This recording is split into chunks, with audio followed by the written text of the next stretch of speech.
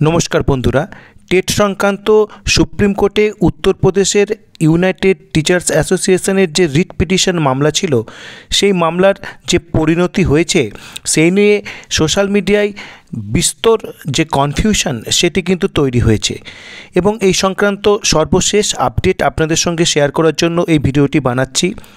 মূলত যেটি প্রথমে জানা যাচ্ছিল যে এই মামলার হিয়ারিং হয়েছে 17 মিনিটের বা এরকম একটি সময় এবং এনসিটিএকে তাদের এফিডেভিট ফাইল করতে বলা হয়েছে এবং নেক্সট হিয়ারিংয়ের ডেট হচ্ছে 24শে নভেম্বর 2025। যদিও সেটি কম্পিউটার জেনারেটেড একটি ডেট ছিল, তো তার সত্যতা নিয়ে অনেকেই প্রশ্ন তুলছেন, কিন্তু যেটি জানা যাচ্ছে সেটি সুপ্রিম কোর্টের যে পোর্টাল বা ওয়েবসাইট সেখানে সাময়িক সময়ের জন্য সেরকমটাই দেখিয়েছিল, অর্থাৎ যে 24শে নভেম্বরের যে পরবর্তী ডেট। কিন্তু কিছুক্ষণ পরে যে আপডেট পাওয়া যায় সেখানে দেখা যাচ্ছে যে এটি ডিসপোজড করে দেওয়া হয়েছে এবং এই ডিসপোজড করা এবং ডিসমিসডের মাধ্যমে ডিসপোজড করা হয়েছে, এই ধরনের একটি বিষয় সামনে উঠে আসে। তো এই কেউ জানাতে থাকেন যে সেন্ট্রাল গভর্নমেন্টের পক্ষ থেকে টেটের যে সপক্ষে অর্থাৎ ইন সার্ভিস টিচারদের টেট দিতে হবে এইরকম নাকি সওয়াল করা হয়েছে।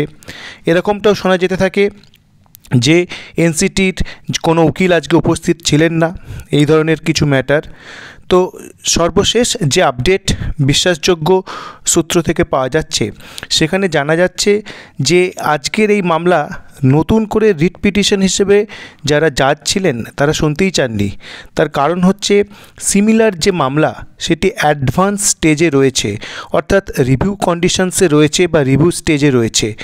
তো সেটি উল্লেখ করে আজকের এই মামলা নতুনভাবে রিট পিটিশন হিসেবে শোনার যে দাবি সেটি মান্যতা পায়নি, সেই হিসেবে এই মামলাটি শোনা হয়নি।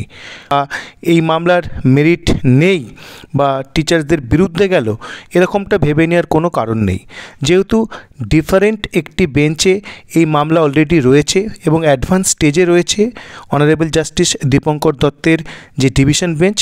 সেই জন্য এই নতুন বেঞ্চের যারা জাজ রয়েছেন তারা নতুন করে এই রিট পিটিশন শুনতে চাননি, সেই জন্য এই রিট পিটিশন শোনা হয়নি। কিন্তু এই রিট পিটিশনের যে বক্তব্য সেটিকে খারিজ করে দেওয়া হয়েছে বা মান্যতা দেওয়া হয়নি এরকমটা একেবারেই নয়। সুতরাং যে মূল যে টেটের মামলা তার যে রিভিউ পিটিশনস সেটিই কিন্তু একেবারে প্রাথমিক যে নজর সমস্ত টিচার্সদের সেটি কিন্তু বলাই বাহুল্য, কারণ সেই মামলার যে আউটকাম তার উপরে ডিপেন্ড করে এই ধরনের যে সাবসিডিয়ারি যে মামলা বা পরবর্তীকালে যে মামলা হয়েছে তার ভাগ্য নির্ধারিত হবে।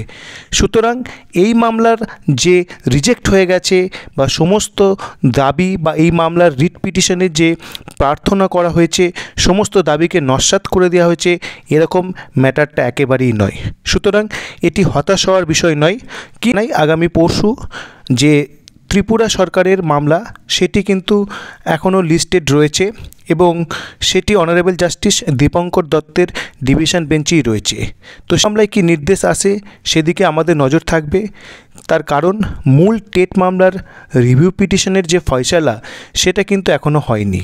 তো তার পরিপ্রেক্ষিতে ত্রিপুরা টেট মামলাও কি আবার পিছিয়ে যাবে নাকি সেটি জানার জন্য আমাদের অবশ্যই পরশু পর্যন্ত অপেক্ষা করতে হবে এবং নতুন করে কি সওয়াল জবাব উঠে আসে সেদিকেও নিশ্চয়ই নজর থাকবে।